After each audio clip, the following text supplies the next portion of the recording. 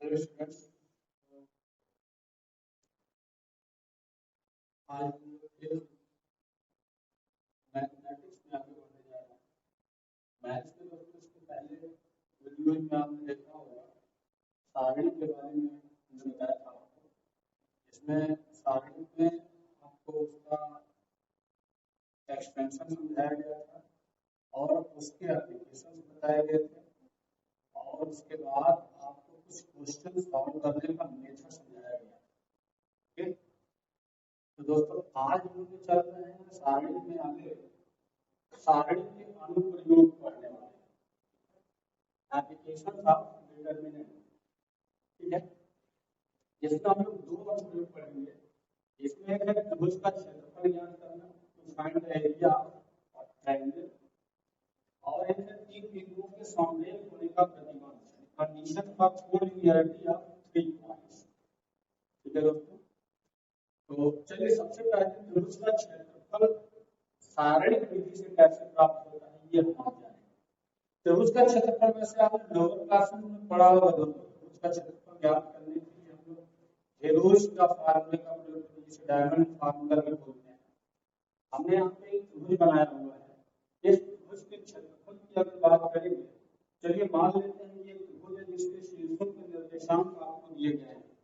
Suppose करिए यहाँ x2 y1 है, x2 y2 और ये x3 y3।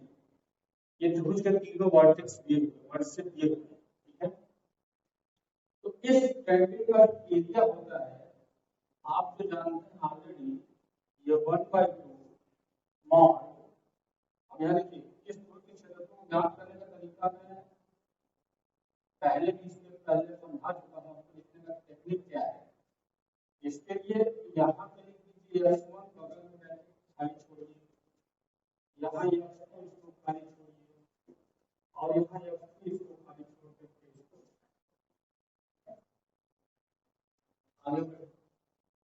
अब इसको आपको अगर इस त्रिभुज का क्षेत्रफल ज्ञात करना है, ये मेथड में आपको जो लोअर क्लास में आपने पढ़े होंगे 9th 10th में इसको बताया जाता है त्रिभुज के क्षेत्रफल ज्ञात करने का सूत्र।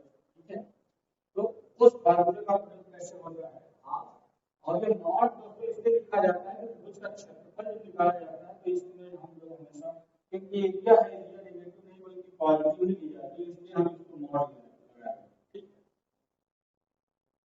और ये सूत्र का प्रयोग कैसे होता है, x1 लिखने के बाद अगर यहाँ 1 है तो यहाँ y2 माइनस y3 का प्रयोग करूंगा।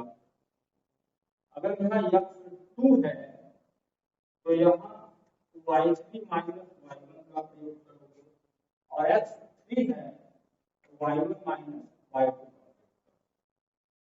हो गया। ये त्रिभुज के क्षेत्रफल का फार्मूला है। अगर तीनों वर्टेक्स इसको तीनों से दिए हुए हैं तब फिर देख लो यहाँ पे लिख दो 1 2 3 2 3 1 3 1, मतलब एक चक्र होगा ऐसे इस प्रकार से। ये 1 2 x y y x y y x y y लिखने के बाद देखो 1 2 3 1 2 3 हो गया। फिर अब यहाँ से चलो 2 3 1 2 3 1 फिर इस नंबर 3 1 2 इस चक्र को चलते चिड़कपन हो गया। ये याद करने का मेथड मैं आपको समझा दे रहा हूँ, अगर याद नहीं होता तो ऐसे आ। लेकिन दोस्तों सारणिक से इसका क्या संबंध है हम आज ये देखेंगे। ठीक है, ये समझ गया इस फार्मूले का समझ गया हम। चलिए हम यहाँ ये करने जा रहे हैं कि इस त्रिभुज का जो क्षेत्रफल होता है ये तो ऑलरेडी आप जानते हो, लेकिन इसका संबंध सारणिक से क्या होता है, डिटरमिनेंट्स मेथड से आप इसको कैसे फाइंड आउट करते हैं। चलो इतना लिखने के बाद अच्छा ये बताओ कि अगर मैं इसको लिख दूं यहाँ पे, जरा ध्यान दें, इसको अभी फिलहाल ऐसे कर दूं। अच्छा अब ये देखो ध्यान से, इसको मैं अगर लिख दूं यहाँ y2 माइनस y3 रहने दीजिए, और इसको अगर पलट के लिख दिया जाए माइनस x2 अब ये हो जाएगा y1 माइनस y3 और इसको रहने दीजिए। केवल मैंने इसको पलट दिया और ऐसा करते ही ध्यान देना, अगर मैं ऐसे पलट दिया तो इस चीज को आप दोस्तों ध्यान देना, यहाँ पे 1/2 रहने दो। अगर ध्यान से इसको देखोगे, इसको मैं सारणिक रूप में अगर लिखना चाहूँ तो यहाँ पे लिख सकता हूँ x1 यहाँ x2 और यहाँ x3, ठीक है। इसके बाद यहाँ भी तो y1 y2 y3 और यहाँ 1 1। अच्छा, इतना लिखने के बाद देखो अब मैं आपको मैच करके इसको मैं चाहूँ इतना लिख सकता हूँ, ठीक है। अगर आपको बिलीव नहीं होगा ऐसे कैसे, तो आप जानते हो सारणी को कैसे खोला जाता है। सारणी को ओपन या एक्सपेंड करने का मेथड आपको बताया कि सारणी को कैसे एक्सपेंड किया जाता है। तो सारणी को अगर एक्सपेंड करना है तो आप इसको समझो जरा कैसे करोगे। देखो हम r1 के सामने चला इसका विस्तार कर दें, चलो x1 को लिखोगे तो ये फिनिश करते ये फिनिश करते ये खत्म होगा, क्या लिखोगे y2 माइनस y3 हो गया। इसके बाद माइनस x2 लिखते हो, माइनस x2 लिखने के बाद अब ये फिनिश होगा यानी ये गायब होगा, तो y1 माइनस y3 हो गया।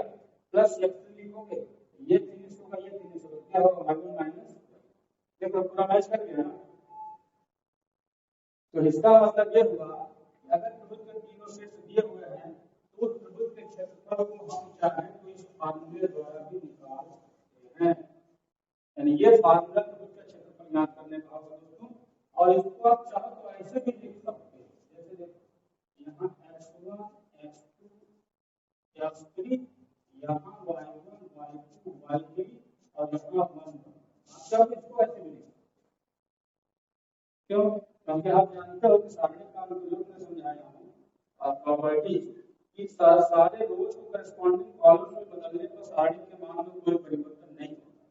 ये फर्स्ट रो है तो फर्स्ट कॉलम बना दो, सेकंड रो को सेकंड कॉलम, थर्ड रो को थर्ड कॉलम, तो इन दोनों की वैल्यू सेम है, कोई चेंज नहीं। समझ गए हम देखो। तो हम चाहें तो इस फार्मूले का प्रयोग करके भी त्रिभुज का क्षेत्रफल डायरेक्ट निकाल सकते हैं। समझ गए। चलो ये फार्मूला आप याद रखोगे। अच्छा, इस फार्मूले में ये आपका त्रिभुज का क्षेत्रफल ज्ञात करने का फार्मूला है त्रिभुज का क्षेत्रफल टू फाइंड एरिया।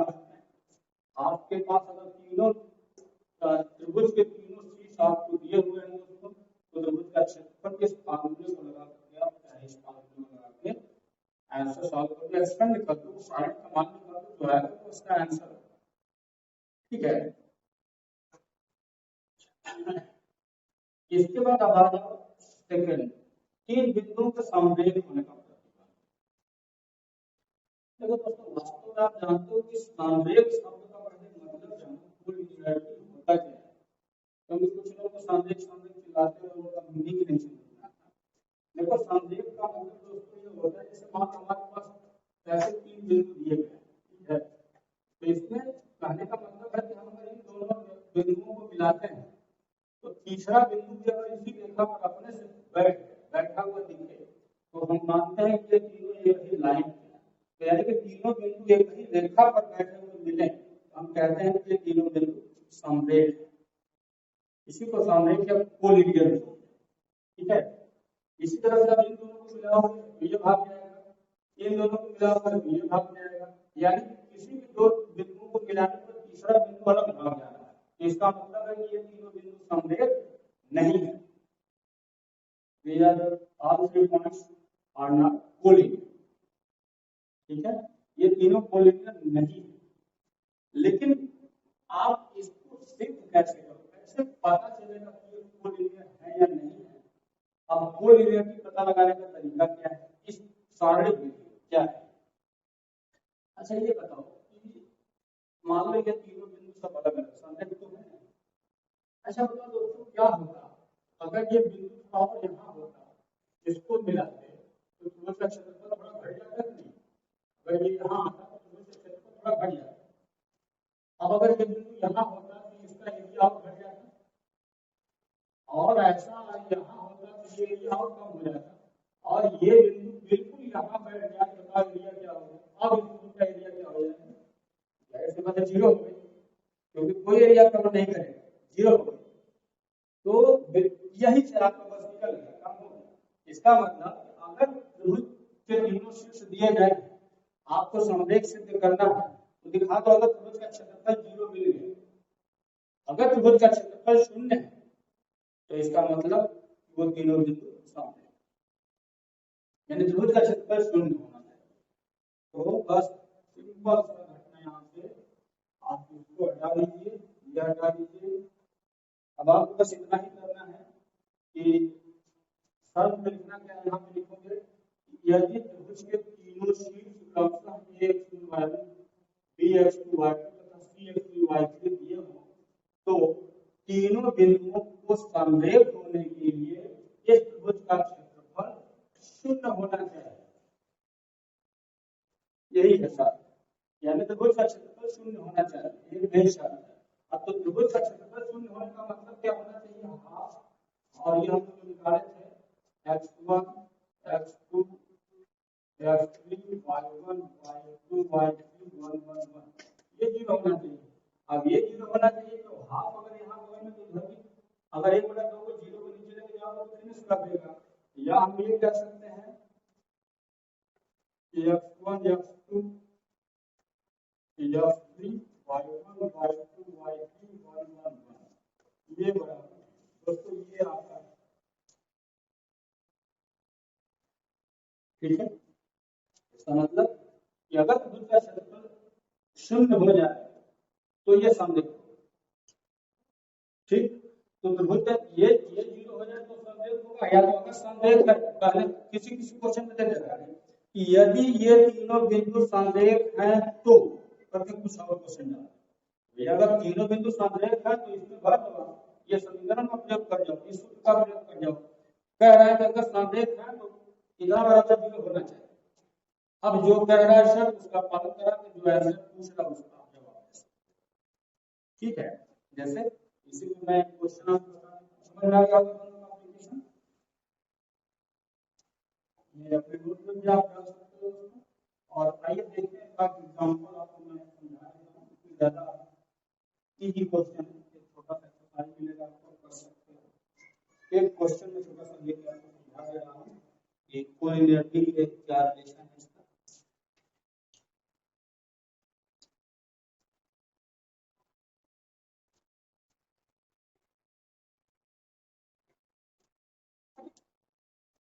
देखो एक क्वेश्चन तो दिया हुआ है कि t का मान बताइए, इसकी तुम्हारा समझिए, यानी कि दिया हुआ है 1 -1 3 -3 और 3 कह रहा है ये तीनों बिंदु समरेख है तो t का मान बताइए क्या, ठीक है। एक दो तीनों बिंदु समरेख है तो t का मान बताइए क्या होगा। तो आप जानते हो कि अगर ये तीनों बिंदु समरेख है कितना होगा, if d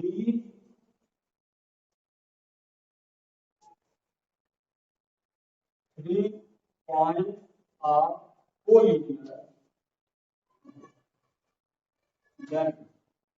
अगर ये तीनों बिंदु समरेख हैं तो त्रिभुज का क्षेत्रफल 0 होना चाहिए। और त्रिभुज का क्षेत्रफल 0 होने का मतलब क्या होगा, अब जरा ध्यान दीजिए, फॉर्मूला क्या है, x1 x2 x3 y1 y2 y3 1 1 1, ये 0 है और करके हमें। अब यहाँ पे बहुत सावधानी से लेकिन मान भरना होगा दोस्तों, है तो बड़ा आसान सा काम, लेकिन निकालने में अगर यहाँ गड़बड़ करके ज्यादा सा भी लिखने का मिस्टेक करो तो लेने के लिए, इसलिए लिखते समय बड़ा सावधान। चलिए आगे चलिए पहले x1 x2 x3 का मतलब सबका पहला पार्ट ये 1 3 और y1 y2 y3 का मतलब दूसरा -1 -3, यहाँ क्लास में क्या आपको सिद्ध नहीं करना है, ये बोल रहा है कि है, ये कोलिनियर है, यदि तीनों बिंदु समरेख हैं तो इतना होना चाहिए 0, तो आपको दोनों साइड लेके चलना पड़ेगा क्योंकि ये इक्वेशन है, ठीक है। चलिए अब इतना बराबर 0, तो अब आप जानते हैं इतना बराबर 0 तो इसको सॉल्व कर लीजिए, इस सारणी का मान निकालो पहले कितना होगा, इस सारणी को ओपन करो। चलो ओपन करने जा रहे हैं, तो 1 को लेकर खोला जाए, ये फिनिश होगा, ये फिनिश होगा, ये -3 -2 -3 और -2, ठीक है। तो सारणी को खोलना, इसके बाद -3 इसको खोलो, ये फिनिश होगा, ये फिनिश होगा, ठीक है। ये -1 -2 होगा, फिर प्लस टी, अब ये फिनिश होगा, ये माइनस वन प्लस थ्री हो जाएगा बराबर दोनों साइड लेके चलना है तभी तो टी का मान निकलेगा। बस सॉल्व करो, minus three minus two five minus five आ जाएगा, माइनस फाइव, ये two three minus three plus nine, और ये टू टी आ जाएगा इधर, ठीक है। तो अब क्या आ जाएगा, नौ से पाँच में ये चार आ जाएगा, तो टू टी बराबर माइनस चार, तो टी बराबर माइनस दो, समझिए ये टी का मान माइनस टू आ गया। आप देख लेना तो मिस्टेक नहीं होना चाहिए, बस प्रोसेस आप देख ऐसे, ठीक है। इसी तरह का क्वेश्चन आपको मिलेगा, ठीक है। ये छोटा सा एक्सरसाइज था, इसको आप सॉल्व कर लीजिएगा, एक्सरसाइज मिलेगा आपको। और दोस्तों हम फिर से नेक्स्ट वीडियो में जब मिलेंगे, तो नेक्स्ट वीडियो में मिलेंगे आपको, आप जरा ध्यान दीजिएगा, यहाँ से आगे को आपने पढ़ लिया, इसके पहले सारणी भी पढ़ लिया है दोस्तों। सारणी में आपने ये सारे एप्लीकेशन देखा है ये वीडियो में, लेकिन नेक्स्ट वीडियो से दोस्तों जब हम चलेंगे तो अब वहाँ कोई मजेदार खेल शुरू होगा, क्योंकि नेक्स्ट वीडियो में आप यहाँ से सारणी और आगे दोनों का मिक्स प्रोसेस होगा, दोनों का मिक्स प्रोसेस जो होगा बड़ा आनंददायक होगा, बड़ा नॉलेजफुल होगा और बहुत ही अच्छा कॉम्पिटेटिव भी होगा। इसलिए यहाँ तक के टॉपिक को आप अच्छे से रिवाइज करके तब उस वीडियो में आप प्रेजेंट करिएगा, तब आपको अच्छे से समझ में आएगा, क्योंकि वहां पर गांव देश का खेल शुरू होने जा रहा है। ठीक है दोस्तों, मिलते हैं फिर से आपको नेक्स्ट